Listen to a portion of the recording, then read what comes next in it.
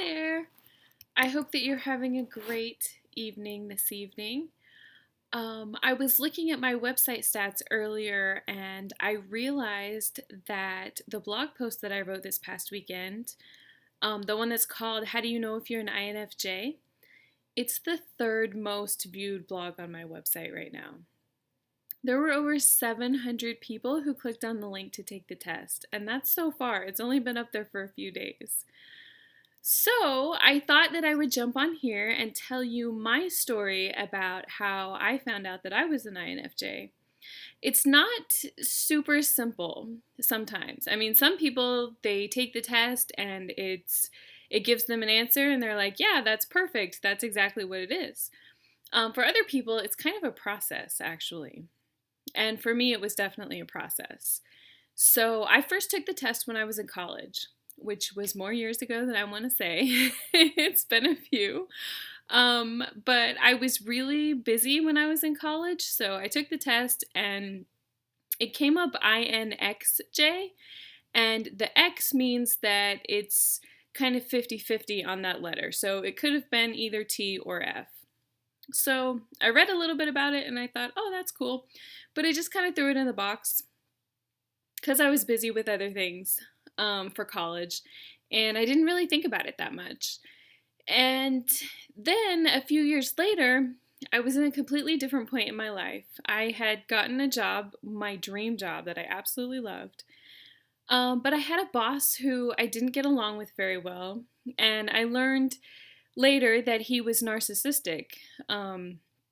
It was a very toxic environment for me to be in, and things just kept getting worse and worse and worse. And a friend of mine actually suggested that I go and see her counselor. And it wasn't really something that I thought that I wanted to do, but after she had suggested it a couple of times and things just kept getting worse, I thought, well, okay, maybe I do need to go and talk to somebody.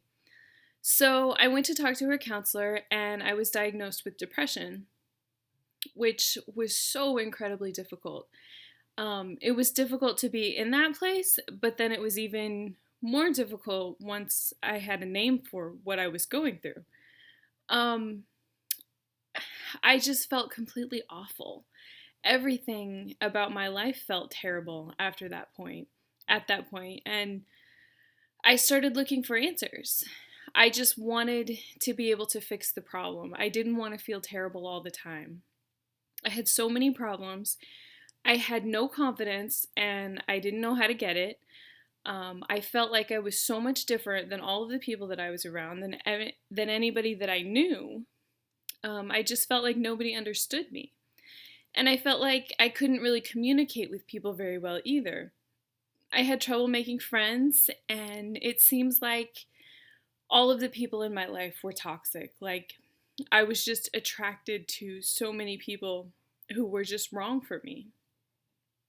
So at that point, as I was searching, I was researching depression. I was researching, how do you get over this kind of stuff? How do you get past it? How do you deal with it if you can't get over it? And it led me to find the Myers-Briggs Type Indicator test again.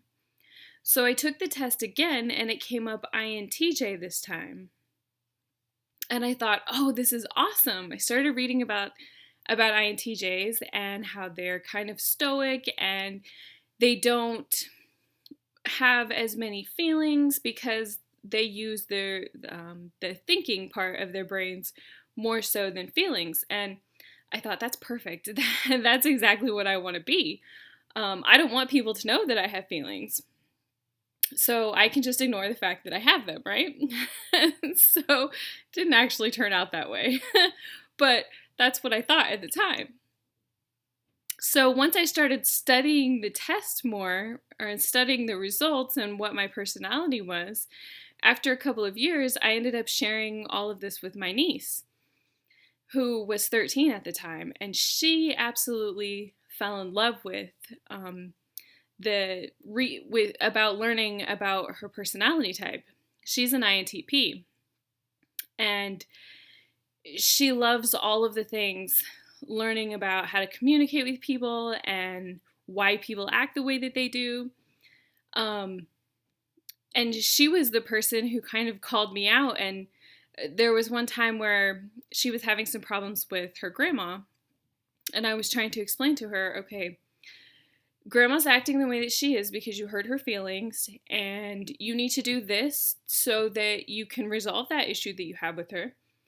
And then you need to do this in the future so that this doesn't happen again. And so my niece kind of called me out. She's like, "You're always thinking about feelings." And I'm like, "Well, yeah, I mean, everybody has feelings, right?" And she's like, "I don't think that you're an INTJ. I think that you're an INFJ because everything with you is about feelings." And I was like, "Oh, I don't really want to be an INFJ," because I thought that if you had a feeling personality, that meant that you were emotional all the time and you had all of these feelings, then you would just be crying and all these sorts of things all the time. And so I didn't want that. I didn't want to be seen that way. But once I started actually researching more of what it was, then I realized that's not always the case. That INFJs can be stoic, but we still have big emotions. We still feel things incredibly deeply. It's just that we don't always show them sometimes. Sometimes they're locked deep inside and we don't want to share them with people because sometimes we don't even know how to sort out what we're feeling. Sometimes it takes a long time for us to sort out what we're feeling. So, through the course of all of this studying that I did about my personality, I found so many different things. I figured out why I do things the way that I do, why I have trouble making friends, why I have trouble with confidence. And the biggest thing was I figured out why I'm so much different from everybody else. Why I feel different? It's because I actually am different. They don't understand me because my personality is so different from theirs, and they don't have that same drive to understand other people the way that INFJs do. So I also learned how to communicate with other people because I learned about their personalities too.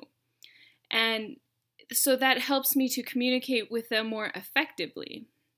I learned how to make friends and how to be a better friend, which it takes a lot more effort from me because being an introvert, I want to stay at home all the time. I'm constantly wanting to go home. But sometimes you have to get out more. You have to meet people where they are, right? So I learned as well that as an INFJ, we sometimes attract toxic people, but I learned strategies on how to deal with that and how to make sure that I'm setting boundaries around myself so that those people aren't taking over my life the way that they did before. And like I said, the most important thing that I learned was self-care. I learned how to take care of myself first. Because even though my natural inclination is to take care of all of the people around me first, if I'm not taking care of myself, I don't have anything to give. There comes a point where you're just so burned out that there's nothing left. And you shut down for a while. But it shouldn't be that way. You should be taking care of yourself consistently. It should be something that's in your routine so that you're always doing it and you never get to that point where you're burned out. I learned more about stepping out on my own, about really owning my personality and being proud of who I am instead of embarrassed by the fact that I'm introverted, that I'm different than everybody else. It's not something that I apologize for anymore. It's something that I want to share with other people. I want them to know that I'm different and that I like it. And that it's okay if they're different too. I find myself educating so many people on personality types. And it's just such a fun thing to share with people because it helps everybody. So I wanted to make sure to encourage you to take the Myers-Briggs Type Indicator Test if you haven't taken it yet. Please go over and take it, even if you're not INFJ. Take the time to take it because you have no idea what you could learn from it. You could take it on the website that's called 16 Personalities. So it's 16personalities.com. And I wanted to give you a couple of tips that will help you to make sure that you're not mistyped like I was. So make sure that when you take the test, that you take your time answering the questions, that you really think about some of the questions. It doesn't take too long. It only takes maybe 15 or 20 minutes. But just take some time and think about your answers. Also, make sure that you're honest. Make sure that you answer the questions how you actually handle the situations that the questions are about. Not how you want to be, but how you actually do. And so then there's one more thing that I wanted to talk to you about. I created this course that I've been talking about. It's called the INFJ Woman Self-Development Course. And I created it so that I could help other INFJs who are in the same situation that I was. INFJs who are looking for answers, who need help with confidence and communication, who need help because they're feeling different, because they can't make friends, because they're in a toxic relationship with family or friends or a boyfriend or girlfriend.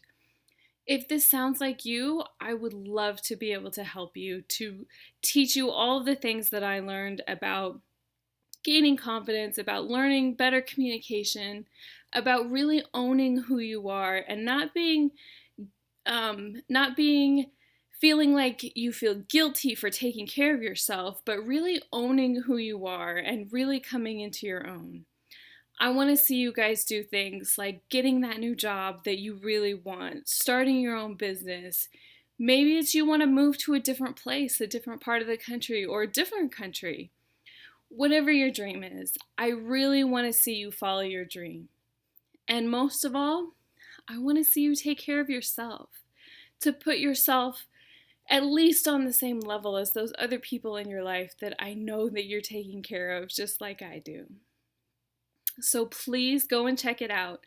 The course is called the INFJ Woman Self-Development Course, and you can find it at infjwoman.com, and also I'll put the link for it in the video description. If you have any questions, please email them to me. You can email me at skuhn@infjwoman.com, or you can send me a direct message too. I always answer all of my direct messages.